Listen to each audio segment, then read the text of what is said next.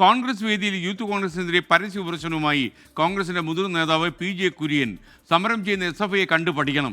Youth Congress നേതാക്കന്മാരെ TV-യിൽ മാത്രമാണ് കാണുന്നതെന്നും PJ കുര്യൻ. എന്നാൽ തെരുവിലെ സമരങ്ങളിൽ യൂത്ത് കോൺഗ്രസ്സുകാർ ഉണ്ടെന്ന് അതേ വേദിയിൽ കുര്യനെ തിരുത്തി രാഹുൽ മാങ്കൂട്ടത്തിൻ്റെ മറുപടി. മുതിർന്ന നേതാവ് മുല്ലപ്പള്ളി രാമചന്ദ്രൻ യൂത്ത് കോൺഗ്രസിന് പിന്തുണയുമായി എത്തി. ഇന്നലെ SFIയുടെ സമരം നിങ്ങൾ കണ്ടില്ലേ? യൂണിവേഴ്സിറ്റി ചെന്ന് അഗ്രസീവായ യൂത്തിനെ അവരവരുടെ കൂടെ നിർത്തുന്നു. നമുക്ക് അഗ്രസീവ് ഒന്നും വേണ്ട. ഒരു മണ്ഡലത്തിൽ 25 പേര് കൊണ്ടുവരും. ഒരു കാര്യം കൂടി ഞാൻ പറഞ്ഞത്, KPCC അധ്യക്ഷനെയും യൂത്ത് കോൺഗ്രസ് സംസ്ഥാന നേതാക്കളെയും വേദിയിലിരുത്തിയായിരുന്നു DCC സംഘടിപ്പിച്ച സമരസംഗമത്തിൽ PJ കുര്യന്റെ രൂക്ഷ വിമർശനം. കുര്യന്റെ വിമർശനത്തിന് അതേ വേദിയിൽ രാഹുൽ മാങ്കൂട്ടത്തിലിന്റെ മറുപടി.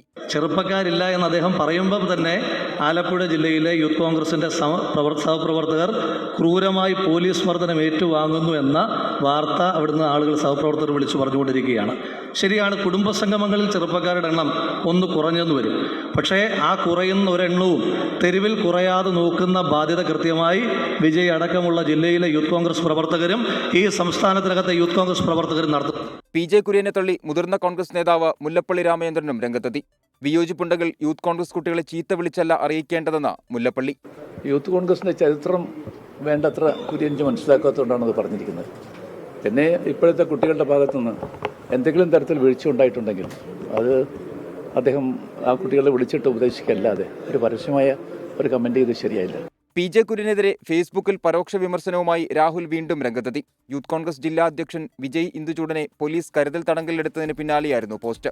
PJ കുര്യനെതിരെ ഒരു വിഭാഗം നേതാക്കൾ പാർട്ടിയെ അതൃപ്തി അറിയിച്ചതായാണ് വിവരം. 24 പത്തനംതിട്ട.